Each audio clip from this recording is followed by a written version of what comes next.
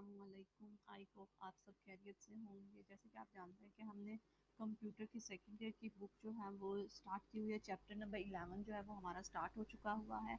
और आज का जो प्रोग्राम है, आज हम देखने वाले हैं 11.2 जो है वो प्रोग्राम देखेंगे। इसमें जो है वो हम कौन से लास्ट लेक्चर में हमने इफ़ जो है स्टेटमेंट देखी। इफ़ स्टेटमेंट किस लिए यूज़ की जाती है। अगर आपने वो लेक्चर नहीं लिया तो सबसे पहले वो आप लेक्चर ले लें, ताकि आपको पता चल सके कि इफ स्टेटमेंट हमारे पास किस लिए जो है वो यूज़ की जाती है। जैसे हमने चैप्टर 10 में प्रोग्राम्स किए, एज इट इज़ आपके प्रोग्राम वैसे ही है, सारा देख लें वो प्रोग्राम है।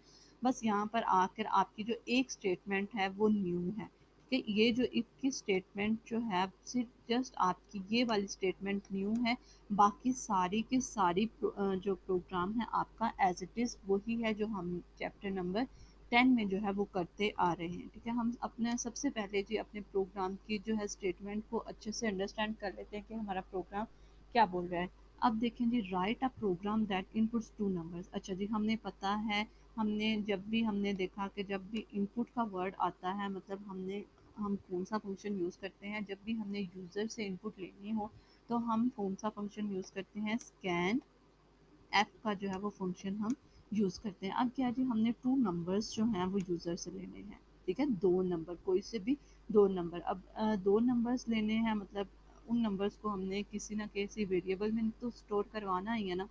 फॉर एग्जांपल आप वेरिएबल का नेम ए और बी रखवा देते हैं। एक में एक वैल्यू आएगी ए वाले में वेरिएबल में, और दूसरी में बी में दूसरी वैल्यू आएगी। आप वेरिएबल का नेम कुछ भी रख सकते हैं, number one, number two, num one, num two. ये आप पर डिपेंड है कि आप वेरिएबल का नेम क्या रख रहे हैं। ठीक है, आपने वो वेरिएबल का नेम रखना है जो अंडरस्टैंड हो आपके लिए, ताकि अगर आप प्रोग्राम को दोबारा से ओपन करते हैं मॉडिफाई करने के लिए तो आपको पता चल सके कि आपने कौन से वेरिएबल किस पर्पज़ के लिए यूज़ किए थे। ठीक है, इतनी बात हमें समझ आ गई। And finds if second number is square of first numbers. ठीक है, अब क्या कह रहे हैं, हमने फाइंड करना है कि जो पहला नंबर यूज़र ने एंटर करवाया है, ठीक है, क्या दूसरा नंबर उसका स्क्वायर है या नहीं। देखिए, if second number is square of first number, जो हमने मतलब यूज़र जो है दूसरा नंबर कोई भी एंटर करवा रहा है, वो जो पहले उसने फर्स्ट नंबर एंटर करवाया था क्या उसका स्क्वायर है कि नहीं। फॉर एग्जांपल, अगर यूज़र टू एंटर करवाता है, फर्स्ट नंबर जो है वो टू एंटर करवाता है, तो उसका स्क्वायर क्या होगा, मतलब टू की पावर टू स्क्वायर, मतलब टू मल्टीप्लाई बाय टू क्या होगा हमारा, फोर आएगा। ठीक है, अगर वो दूसरा नंबर फोर एंटर करवाता है तो हम कहेंगे हाँ जी कि ये इसका स्क्वायर है। अगर वो फोर एंटर नहीं करवाता, मतलब कोई और नंबर एंटर उसने सेकंड नंबर पे करवाया हो, तो हम कहें हम देखेंगे कि उसके बाद क्या होता है, कि हम देखेंगे कि वो कहेगा कि ये मतलब स्क्वायर नहीं है। अब क्या है जी, हमारा प्रोग्राम जो है, अब हमें प्रोग्राम की जो है वो लॉजिक समझ आ गई कि हमने किस तरह लॉजिक बनानी है। हमने टू वेरिएबल्स लेने हैं जिसमें हमने वैल्यू एंटर करवानी है यूज़र से, और हमने देखना है कि यूज़र ने जो फर्स्ट नंबर एंटर करवाया है क्या सेकंड नंबर उसका स्क्वायर है या नहीं। ये कैसे देखेंगे, ये अभी हम देख लेते हैं। सबसे पहले हमें पता है कि हमने प्री प्रोसेसर डायरेक्टिव्स को जो है वो इंक्लूड करवाना होता है। ठीक है, लिखना होता है। प्री प्रोसेसर डायरेक्टिव्स में हमने क्या है, ये हेडर फाइल्स को इंक्लूड करवाया। हेडर फाइल्स को मस्ट इंक्लूड करवाना है, क्योंकि हमने हमारे जितने भी इनपुट आउटपुट से रिलेटेड फंक्शंस होते हैं उनकी सबकी जो डेफिनेशंस हैं वो इन प्रोग्राम्स में लिखी होती है। जैसे प्रिंट ऐप का, स्कैन ऐप का, मतलब गेट सी एच क्लियर की, इन सब के जो फंक्शंस हैं उनकी डेफिनेशन वो कैसे काम करेंगे, क्या काम करेंगे, सर इन सब की डेफिनेशन इन हेडर फाइल्स में लिखी जा चुकी है। अगर ये हेडर फाइल्स हम इंक्लूड नहीं करवाते तो क्या होगा जी, हमें एरर आएगा कि वो प्रिंट ऐप को भी नहीं अंडरस्टैंड करेगा कि प्रिंट ऐप का फंक्शन क्या कर रहा है, स्कैन ऐप का फंक्शन क्या कर रहा है। हमने अपने प्रोग्राम को, जैसे हमने देखा था सी स्टेट का स्ट्रक्चर जो है उसी को फॉलो करना होता है। आपने देखा होगा जितने भी हमने प्रोग्राम किए, हमने सी प्रोग्राम के स्ट्रक्चर को ही फॉलो किया। सबसे पहले हमने प्री प्रोसेसर डायरेक्टिव्स लिखी, उसके बाद हमने मेन फंक्शन लिखना होता है, उसके बाद मेन फंक्शन के बाद हमने प्रोग्राम की ये देखिए बॉडी लिखनी होती है। वही स्ट्रक्चर हम फॉलो कर रहे हैं। पहले प्री प्रोसेसर डायरेक्टिव्स लिख दिए, उसके बाद हमने मेन फंक्शन जो है वो स्टार्ट करवाया। मेन फंक्शन स्टार्ट करवाने के बाद हमने क्या जी किया, वॉइड मेन लिख दिया, और हमने क्या किया, ब्रैकेट्स जो है वो स्टार्ट करवाई। उसके बाद हमने अंदर वेरिएबल को डिक्लेयर करवा दिया। अब हमने इंटीजर टाइप के टू वेरिएबल्स लिए, अभी मैंने आपको बताया ना ऊपर, वेरिएबल का नेम आप कुछ भी रख सकते हैं। अब हमने इनकी इन वेरिएबल्स की डाटा टाइप क्या रखी है, इंटीजर। ठीक है, ए की भी और बी की भी। अगर आप इन दोनों को आप सेपरेट लाइन में भी डिस्प्ले करवा सकते हैं, इंट ए और इंट बी। अब हमारी डाटा टाइप सेम थी, इस वजह से हमने क्या किया कि हम लाइन ऑफ कोड जो है वो ज़्यादा ना लिखे, हमने एक ही लाइन में इसको डिस्प्ले करवा दिया इंटीजर इंट लिख के ए और कोमे से आपने हर वेरिएबल के नेम को सेपरेट करना है। उसके बाद क्लियर स्क्रीन लिखी जो है कीवर्ड लिखा। ये क्लियर स्क्रीन क्या करती है जी, हमारे जो भी हमारे स्क्रीन पर आउटपुट शो हो रही होती है, मतलब जो भी हमारे पास गार्बेज डाटा होता है उसको क्या करता है, आउटपुट शो होने से पहले जितना भी गार्बेज डाटा होगा उसको क्या कर देगा, क्लीन कर देगा और हमें ब्लैंक स्पेस नज़र आएगी। उसके बाद हमारा जो है रिजल्ट शो होगा, ताकि अगर हमारा वो गार्बेज डाटा पहले से जो भी आउटपुट शो हो रही थी दूसरे प्रोग्राम की, अगर वो भी हमें डिस्प्ले होती स्क्रीन पर, तो हमारे लिए जो है फाइंड आउट करना कि हमारा प्रोग्राम की आउटपुट कौन सी है मुश्किल हो जाता है। इसलिए हम अपने स्क्रीन को जो है वो क्लियर करवा देते हैं। उसके बाद हमने देखा कि हम जब भी स्कैन ऐप का फंक्शन यूज़ करते हैं उसके साथ हमने प्रिंट ऐप का फंक्शन मस्ट यूज़ करना होता है। अगर हम ये प्रिंट ऐप का फंक्शन नहीं यूज़ करते तो ब्लैंक स्क्रीन पर क्या होगा, हमारा कर्सर जो है वो ब्लिंक करता रहेगा और हमें अंदाज़ा ही नहीं होगा कि हमने कौन सी वैल्यू एंटर करवानी है और कौन सी मतलब किस किस्म की वैल्यूज़ को एंटर करवाना है। जैसे ही हमने प्रिंट ऐप का फंक्शन लिखा, आपके प्रिंट ऐप की यही स्पेलिंग होने चाहिए, ठीक है। मैं हर आपको लेक्चर में बताती हूँ कि प्रिंट ऐप के, स्कैन ऐप के आपके ये ही स्पेलिंग्स आपने लिखने हैं। उसके बाद भी हमें पता है प्रिंट ऐप का सिंटैक्स क्या है। प्रिंट ऐप का फंक्शन लिखा, ब्रैकेट स्टार्ट हुई कर्ली ब्रैकेट्स के अंदर आपने टेक्स्ट लिखना है। जो भी आप टेक्स्ट फिर डबल कोटेशन क्लोज हो जाएंगे, ब्रैकेट को क्लोज किया और सेमी कॉलन तो आपने हर स्टेटमेंट के बाद मस्ट लगाना है, ठीक है। अब क्या है जी, हमारे पास एंटर अ नंबर। अब यहाँ पर जो भी हम टेक्स्ट लिखेंगे वो आपको स्क्रीन पर शो होगा, ठीक है। उसके बाद क्या है जी, स्कैन ऐप का फंक्शन। अब स्कैन ऐप का फंक्शन हमने यूज़ किया क्योंकि हमने यूज़र से इनपुट लेनी है। हमने यूज़र से कौन सी input, first number enter a number, ठीक है। फर्स्ट नंबर एंटर करना उसने ए, हमने ए में वैल्यू जो है वो एंटर करवानी है, ये देखें। और ए डाटा जो हमारे पास वेरिएबल उसकी हमारे पास डाटा टाइप क्या है, इंटीजर। हमें पता है इंटीजर डाटा टाइप का फॉर्मेट स्पेसिफायर क्या होता है, परसेंटेज डी। अब देखिए स्कैन ऐप का फंक्शन, अगर आपको नहीं पता इसका सिंटेक्स क्या है, इस पर एक डिटेल से टॉपिक है, लेक्चर है, आप वो देख लें ताकि आपको in print F scan app functions की जो सिंटेक्स है वो अच्छे से आपको क्लियर हो सके।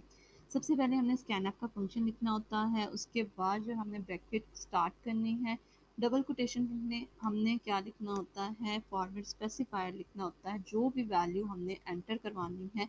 अब देखिए हमने कोमे के बाद एम्परसेंट का साइन मस्ट लिखना है। एम्परसेंट का साइन क्या है हमारे पास, ये क्या जी, एड्रेस ऑपरेटर है जो बताता है कि हमारा मेमोरी में किस लोकेशन पर, किस एड्रेस पर जाके हमारा वेरिएबल की वैल्यू जो है वो स्टोर होने वाली है, ठीक है। अब ये देखिए हमने यहाँ पर उस वेरिएबल का नेम लिखना होता है जिसकी वैल्यू हमने यूज़र से लेनी है। अब वैल्यू नंबर एंटर और नंबर, हमने पहली जो है वैल्यू एंटर करवानी है, तो पहला हमारा जो हमारे पास वेरिएबल है ए है, हमने यहाँ पे उस वेरिएबल का नेम लिख दिया जिसकी वैल्यू एंटर करवानी है। अब इस वेरिएबल की देखिए डाटा टाइप इंटीजर है, इस वजह से हमने यहाँ पर इसके उसका फॉर्मेट स्पेसिफायर लिखना होता है, ठीक है।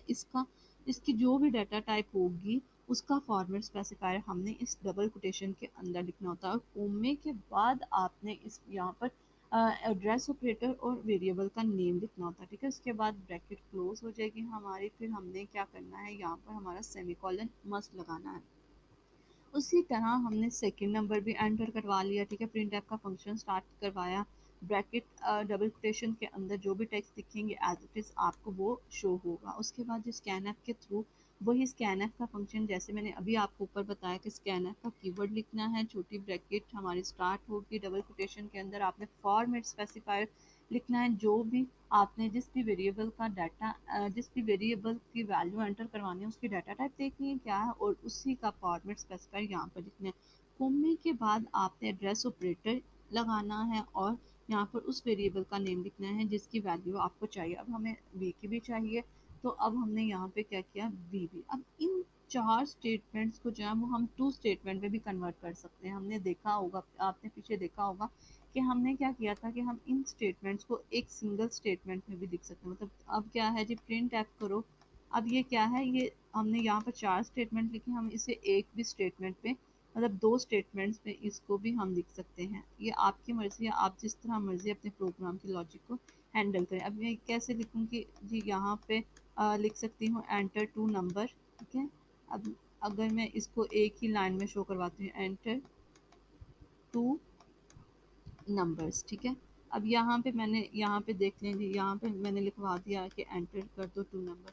अब इसको कैसे स्कैन ऐप के फंक्शन कैसे हम इसको कैसे लिखेंगे, ऐसे स्कैन ऐप का फंक्शन लिखा और उसमें क्या है हमने पहली वैल्यू का कौन सी ए और बी वेरिएबल की जो है वैल्यू एंटर करवानी है। ए की भी डाटा टाइप क्या है, इंटीजर है, बी की भी डाटा टाइप क्या है, इंटीजर है। तो दोनों का फॉर्मेट स्पेसिफायर ये ए का के लिए फॉर्मेट स्पेसिफायर है और यहाँ पे परसेंटेज डी जो है ये बी के लिए फॉर्मेट स्पेसिफायर आपने लिखना है। यहाँ पर डबल कोटेशन आपने मस्ट लगानी है, क्लोज करनी है। उसके बाद यहाँ पर कोमा लगाना आपने नहीं बोलना। इसके बाद यहाँ पर हमने अपने वेरिएबल के नेम लिखने होते हैं। सबसे पहले हमने एम्परसेंड का साइन लगाया।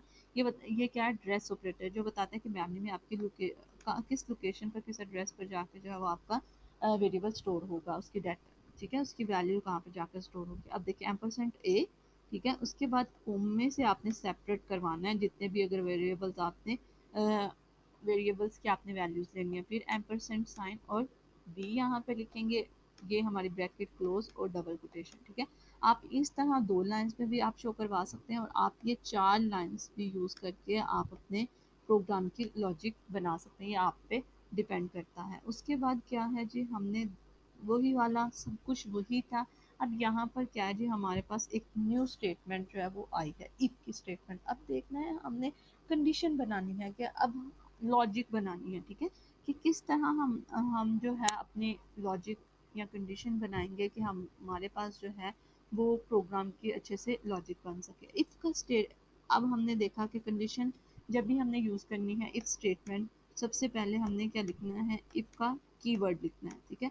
हमने कीवर्ड लिखा और इसके अंदर जो है वो हमने कंडीशन लिखनी होती है। अब कंडीशन हमने कैसे बनाई, हमने देखा कि अच्छा वो कह रहे हैं कि find if square number second number is square of first number. अब क्या कह रहे हैं कि यूज़र जो भी फर्स्ट नंबर एंटर करवाए वो इक्वल, मतलब जो भी फर्स्ट नंबर एंटर करवाए। अब हमने देखना है कि सेकंड नंबर जो एंटर करवाता है क्या वो फर्स्ट नंबर का स्क्वायर है।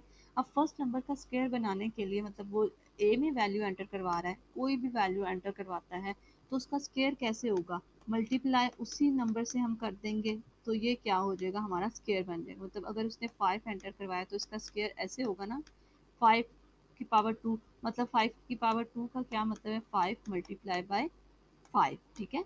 अब ये देखिए ये होगा। अब हमारे पास ये जो उसने एंटर 5 करवाया है वो किस वेरिएबल में पड़ा हुआ है, हमारे पास ए में पड़ा हुआ है, ठीक है। ज़रूरी नहीं है कि वो सिर्फ 5 ही एंटर करवाएगा, वो कोई भी आपको जो है वो एंटर करवा सकता है नंबर, ठीक है। अब उसने क्या किया जी, हमने ए में 5 रखवा दिया। अब हमने देखा हमारे पास लॉजिक क्या बन रहा है कि हमने फर्स्ट का सेकंड नंबर को देखना है कि क्या वो फर्स्ट का स्क्वायर है कि नहीं।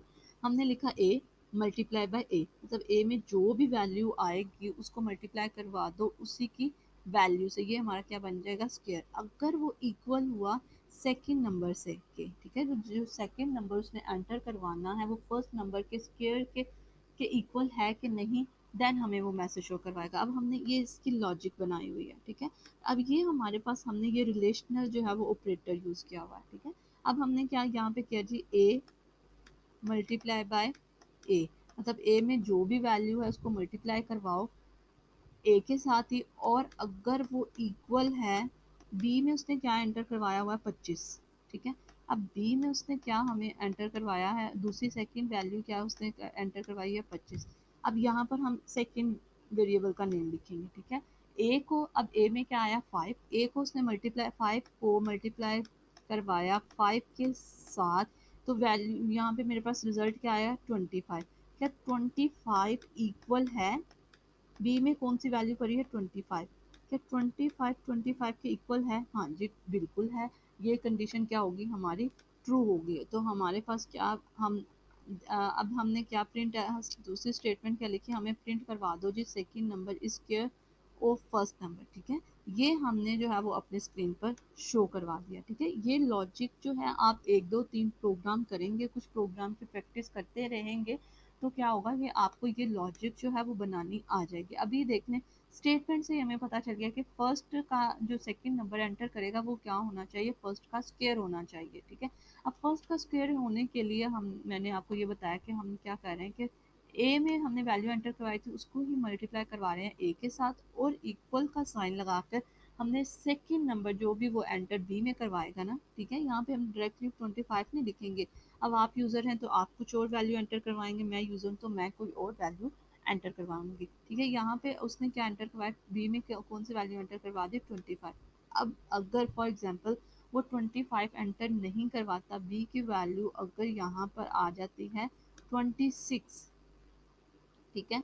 अब यहाँ पर क्या आ गया, 26, और यहाँ बी की वैल्यू यहाँ पर क्या है, हमारे पास 26 है, क्या यहाँ पर उसने 5 पे एंटर करवाया हुआ है, ठीक है। अब 25 जो है वो इक्वल है 26 के, नहीं जी ये इक्वल नहीं है। अब क्या होगा, ये मेरी स्टेटमेंट एग्जीक्यूट नहीं होगी, ठीक है, ये मेरी कंडीशन क्या होगी, फॉल्स होगी। उसके बाद ये जो प्रिंट एफ वाला फंक्शन है ये एग्जीक्यूट नहीं होगा।